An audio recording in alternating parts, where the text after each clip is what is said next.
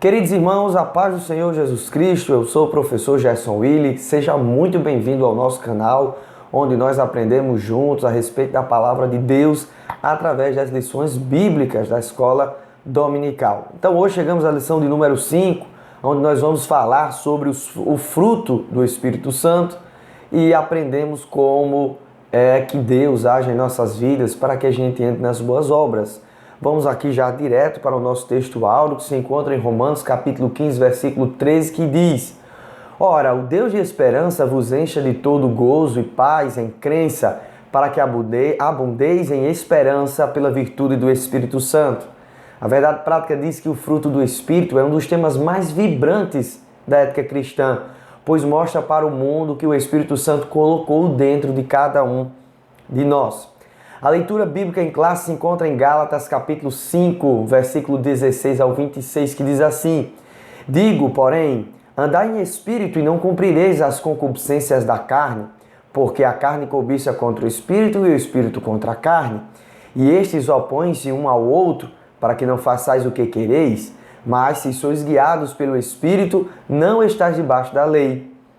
Porque as obras da carne são manifestas, as quais são prostituição, impureza, lascívia, idolatria, feitiçarias, inimizades, porfias, emulações, iras, pelejas, dissensões, heresias, invejas, homicídios, bebedices, glutonarias e coisas semelhantes a estas, acerca das quais vos declaro, como já antes vos disse, que os que cometem tais coisas não herdarão o reino de Deus.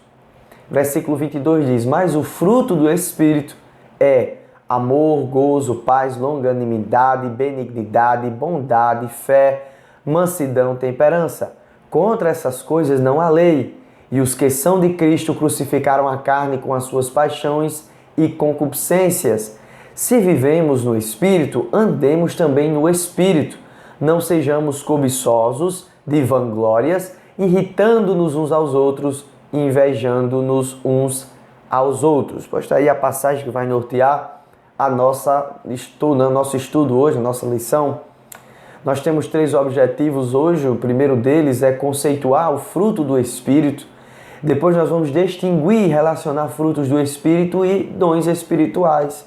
E por fim, vamos conscientizar que o fruto do Espírito se opõe à carne. Então, na introdução da nossa aula de hoje, nessa aula veremos a respeito do fruto que o Espírito Santo produz na vida do cristão verdadeiro. Mas antes a gente vai ver em que momento esses frutos começam a ser produzidos. Então, coloquei aqui um gráfico para que você possa entender, né? Então, passar aí para os seus alunos.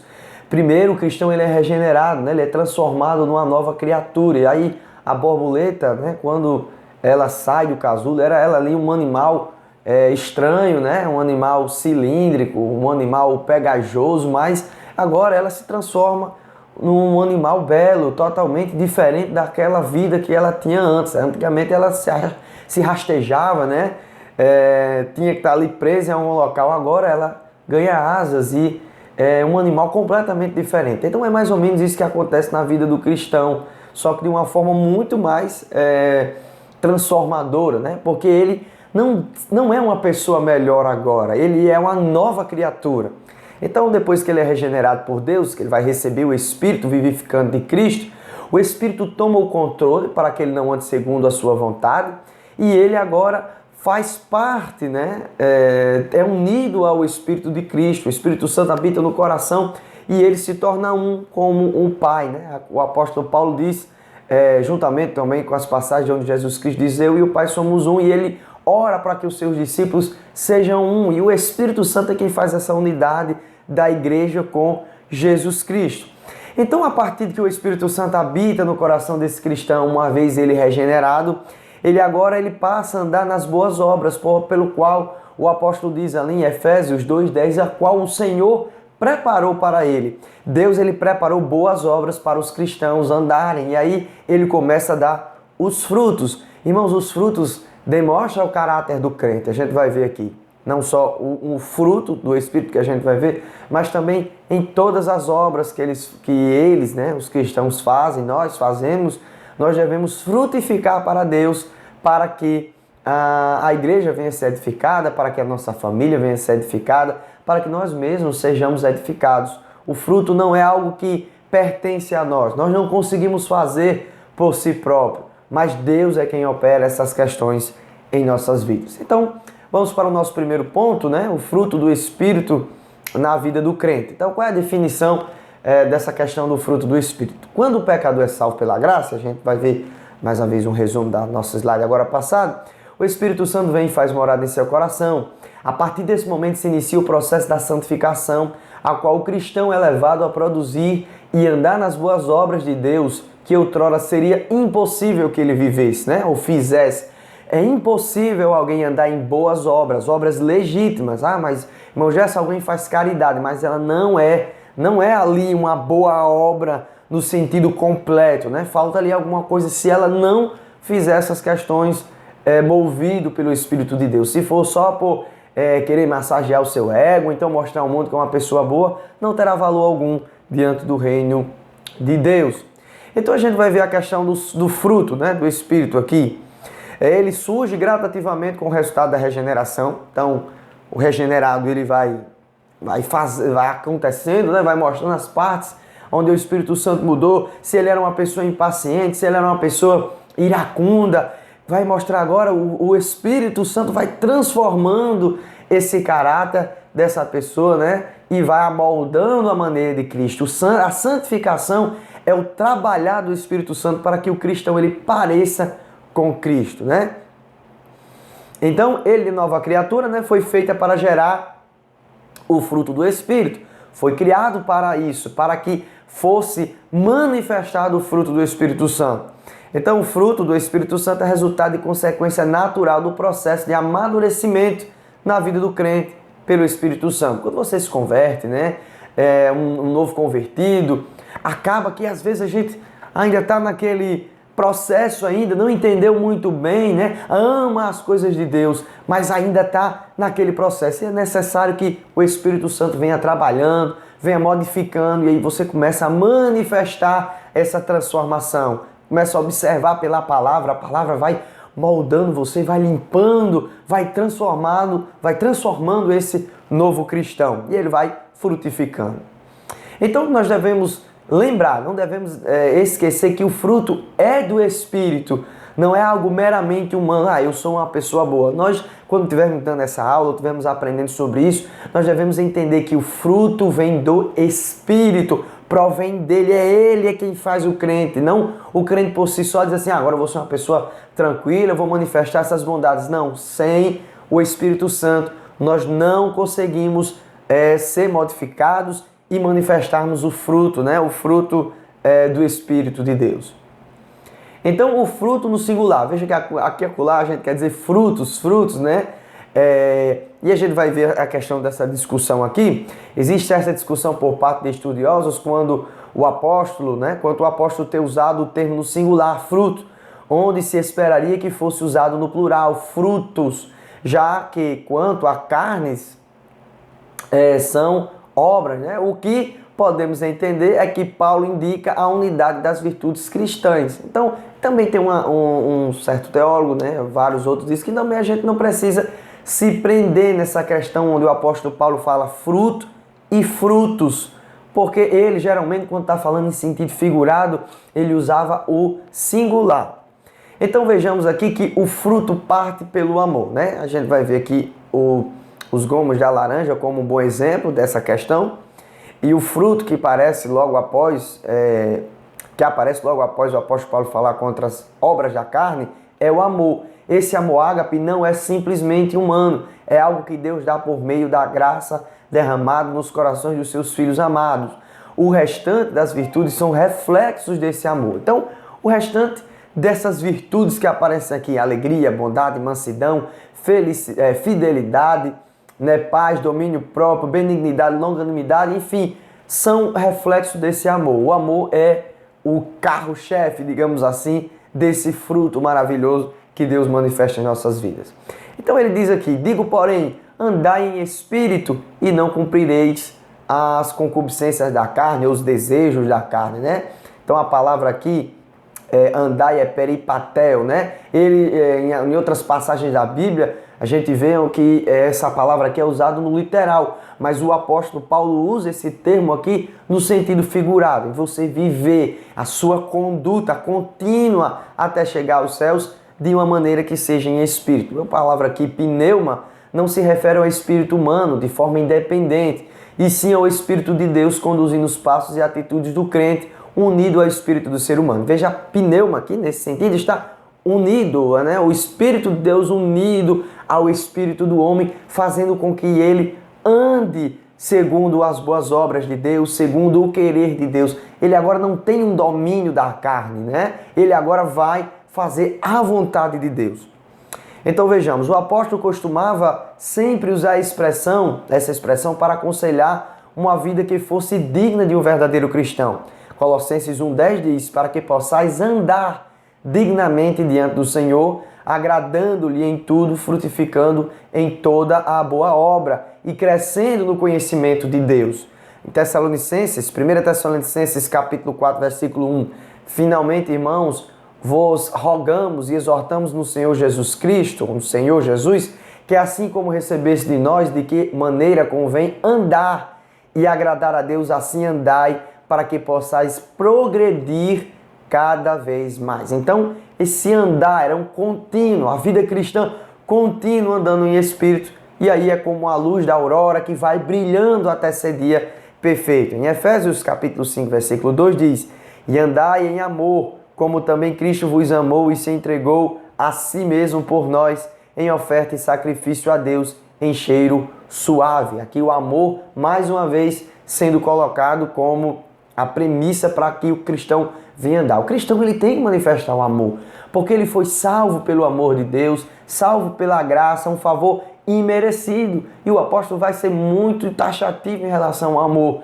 A gente vai ver em 1 Coríntios, capítulo 13, que ele vai dizer que o amor é uma obra mais excelente. Mas enfim, nós veremos isso nos próximos slides. Então qual é a diferença aqui, né, queridos irmãos? O fruto do Espírito e os dons do Espírito. O interessante é que você observe que os dois, tanto o fruto quanto os dons, eles vêm do mesmo local, que é de Deus, do Espírito Santo. Por isso que é do Espírito, sempre dele. Ele é quem opera. A Bíblia nos diz que de Deus é o querer e também é o efetuar em nossas vidas. Então, qual é o propósito desses dons de Deus aqui, digamos, no modo geral, porque já que é vindo de Deus, é de glorificar a Cristo. Ele não vem simplesmente a esmo, né? Ele não vem como algo jogado, mas ele vem com o propósito de glorificar a Cristo. Então vejamos aqui, o fruto do Espírito, o amor é o representante desse fruto. É a prova do caráter mudado por Cristo.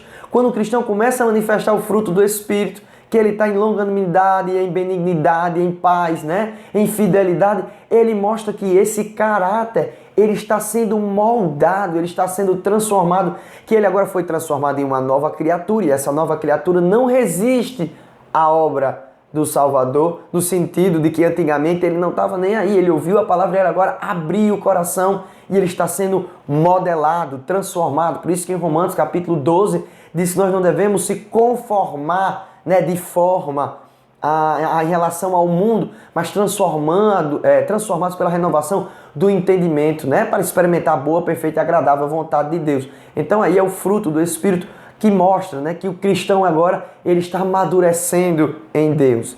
Então o crente tem que buscar todos, né, todos no sentido amplo. Aqui na verdade eu acho que é para ser todo, né, todo no contexto do fruto do Espírito. Para quê? Para que a igreja seja edificada, para que ele seja edificado, e aí ele não, eu vou ser só benigno, mas eu não vou ser paciente, né? Eu vou ser uma pessoa fiel, mas eu não vou ser uma pessoa que ama de verdade. Não existe isso. O crente ele tem que buscar tudo isso. Então vejamos aqui.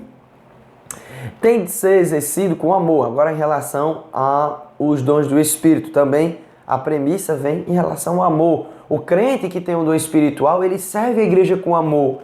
Eu estava falando esses últimos dias na escola presencial, onde eu lembrei que o Espírito Santo entrega para nós os dons e nós estamos como se fosse com a bandeja servindo a igreja, né? A igreja do Senhor. Os dons são passageiros, eles vão ser cessados quando nós estivemos em Cristo, literalmente falando no sentido de findar todas as coisas. Os irmãos compreenderam, eu acredito. E o crente busca os melhores, o apóstolo ele vai insistir, busque os melhores dons, como a gente vai ver aqui. Portanto, buscai com zelo os melhores dons, e eu vos mostrareis um caminho mais excelente. Então, ele vai dizer, procure os melhores dons. Quais eram os dons que ele tinha acabado de falar? Aqueles dons de poder, né? Dons de elocução, os dons de socorros, enfim, os dons espirituais e os dons ministeriais. Mas ele diz assim, eu vou lhe mostrar um caminho melhor. Qual é o caminho mais excelente, né? Mais nobre? Aí ele vai dizer, ainda que eu andasse, ainda que eu falasse a língua dos homens e dos anjos e não tivesse amor, seria como um metal que soa ou como um sino que tine. O caminho mais excelente é o amor. Se você tiver os dons e não manifestar o fruto do Espírito, que é o amor, então você não tem condições de exercer esses dons, né? Então, às vezes a gente observa pessoas que dizem que tem dom espiritual, mas é uma pessoa que não tem amor por ninguém, é uma pessoa arrogante, e a gente se pergunta se realmente essa pessoa tem esse dom, né? Realmente o Espírito Santo está trabalhando e essa pessoa está aceitando esse trabalhar do Espírito Santo? Mas aí um caminho mais excelente, irmãos, andar em amor. Saber que nós somos serviçais da igreja. Se Deus abençoou você numa formação, se Deus abençoou você numa habilidade, se Deus abençoou em você ter uma tática melhor, então sirva a igreja com amor, não se achando melhor do que os outros, mas sim como mais um instrumento que Deus tem utilizado para edificar a sua igreja. Então vejamos aqui os dons na igreja, diferença e relação entre fruto e dons do Espírito Santo. A gente continua nessa mesma perspectiva aqui. Os dons na igreja não podem ser desprezados. De maneira nenhuma nós podemos desprezar, né? Eles são provenientes da graça de Deus para que o serviço e a obra sejam cada dia aperfeiçoados e tenham um bom funcionamento. Então relembremos os conselhos do apóstolo Paulo sobre esse assunto, que é algo que a gente viu na lição passada. Se você não assistiu a lição passada, eu sugiro você ir lá assistir a lição que nós gravamos na aula número 4. Então não devemos ser ignorantes quanto aos dons, nós não devemos ser alheios, deixar a igreja, não precisa de dons, só manifesta os frutos e aí tá bom demais. Não devemos desprezar as profecias, e aí muitos movimentos estão desprezando as profecias, não acreditando que isso é possível. Muitos deles abandonaram por causa de tanta falsa profecia, mas não é por conta que o joio se meteu dentro da igreja que deixe de ter o trigo está ali, e nós devemos pesar essas questões através da palavra de Deus. Então que busquemos em Deus os melhores, como a gente falou agora há pouco, e os dons são comparados a andaimes e a igreja a um edifício, né? É muito bom isso aqui, quando a gente pensa que os dons estão ali para edificando, a igreja vai crescendo. São linguagens, irmãos, figurativas, né? Simbólicas, que são usadas para o nosso melhor entendimento. Não é que o espiritual ande nessa perspectiva humana, do modo que a gente vê, né? Mas é que Deus, ele, pela sua misericórdia, nos fala por linguagens humanas para que a gente possa entender, compreender um pouco melhor o que acontece no mundo espiritual e na sua vontade. Então aqui um edifício, né, uma casa aqui em construção, é mais ou menos assim como está a igreja até chegar à plenitude onde Deus levará o seu povo nos ares. Efésios capítulo 2, versículo 20 e 21 diz: edificado sobre o fundamento dos apóstolos, o alicerce, e dos profetas, de que Jesus Cristo é a principal pedra da esquina, no qual todo edifício bem ajustado cresce para o templo santo do Senhor. Ele diz aqui, o edifício está crescendo, bem ajustado, porque foi colocado um verdadeiro fundamento, que Jesus Cristo é a pedra de esquina. Então, adiantemos aqui no nosso próximo ponto. Ainda tem aqui, né? Os dons são bênçãos que atingem os crentes de forma individual e coletiva. Chega na vida do cristão, ele é abençoado e ele também vai abençoar a igreja no modo coletivo. Então o Espírito Santo, né, se opõe, o Espírito se opõe à carne. O Espírito sempre irá se opor à carne.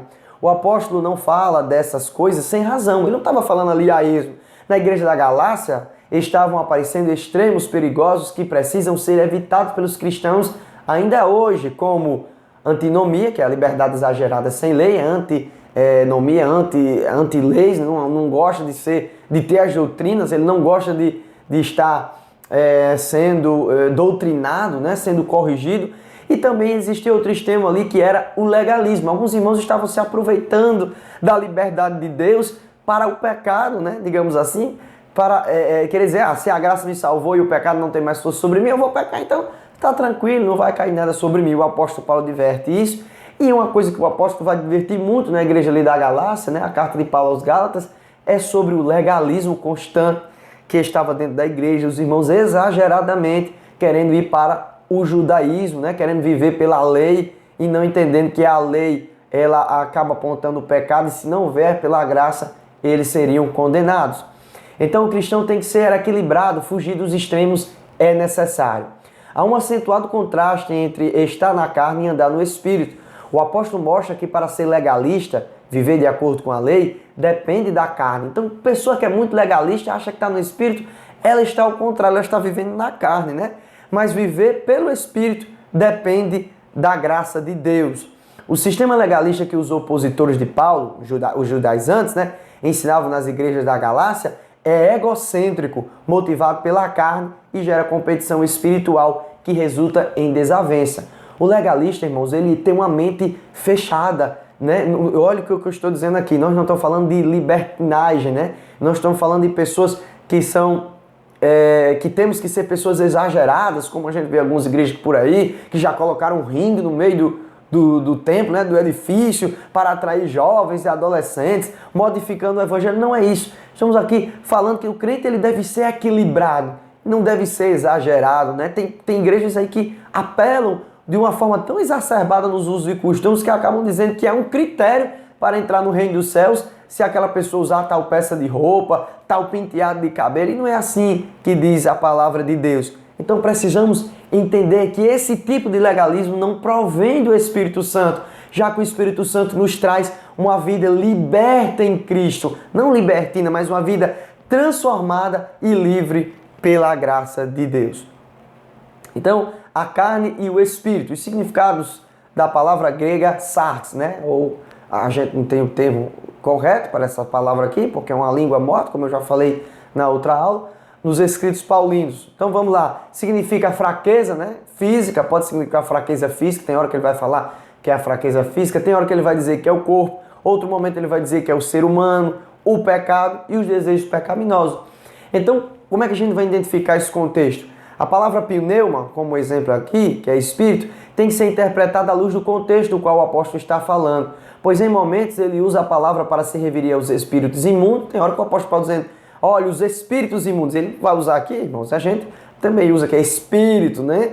E tem que dizer, saber o contexto. Que tipo de espírito é esse? Do homem, do diabo ou é o espírito de Deus? Então ele usa espírito imundo, é espírito do homem e também espírito de Deus. Mesma coisa em relação à carne, né? Como ele usa a palavra carne. No contexto de Gálatas capítulo 5, versículo 16 ao 26, devemos entender a carne como um conjunto de impulsos pecaminosos que dominam o ser humano. Então nesse período aí, nesse momento aqui dessa passagem, devemos identificar essa carne como essa inclinação, como esse impulso que o ser humano tem, mesmo regenerado, né, porque está aqui ainda sujeito a esse mundo físico caído, para as coisas da carne. Mas o crente agora, ele luta contra essa inclinação, ele agora vive pelo Espírito. Não é que ele deixou de ser um pecador, é muito importante você colocar isso, você entender que o crente, quando ele aceita Jesus, ele não deixa de pecar, como o apóstolo Paulo diz, irmãos, se a gente disser que não tem pecado, a gente está mentindo, né? Nós temos pecado, mas agora nós temos um advogado que advoga por nós junto ao Pai, que é Jesus Cristo. Então o crente, ele não está mais inclinado, ele não está ali pendendo para as coisas da carne. Ele pode até errar, né, por frações, ele pode até cair em determinadas situações nesse processo de santificação, mas ele é levantado pelo Espírito Santo quando ele se arrepende, porque o Espírito está ali para mostrar a ele as suas falhas. Diferente de uma pessoa que não é regenerada, ela peca, ela não sente que tem uma inclinação para o Espírito, ela não vai lembrar que tem alguma coisa ali que vai fazer ela ficar com remorso, ela simplesmente continua. Às vezes, se tiver um remorso, é um remorso principalmente por medo de perder alguma coisa material ou alguém que está ali na sua vida. Mas o cristão, ele se preocupa com o seu relacionamento com Deus e com o seu coração. Então, acredito que chegamos aqui no nosso último ponto. O apóstolo apresenta uma lista de vícios que ele chama de obras da carne. Esses pecados podem ser classificados em 3 categorias, né? E aí a gente vai ver que o apóstolo ele vai fazer essa luta, né, contra a carne e contra o espírito. Então a gente pode classificar em três, como eu acabei de falar: o sexo ilícito, que é a prostituição, impureza e a lascívia; a questão do pecado de ordem de questão religiosa, que é a idolatria e feitiçaria; e de ordem social, inimizades, porfia, emulações, iras, pelejas, dissensões, heresias, invejas, homicídios e bebedice. Então o cristão, irmãos, ele tem que estar atento a essas questões, para que o seu coração ele venha estar manifestando o fruto do Espírito.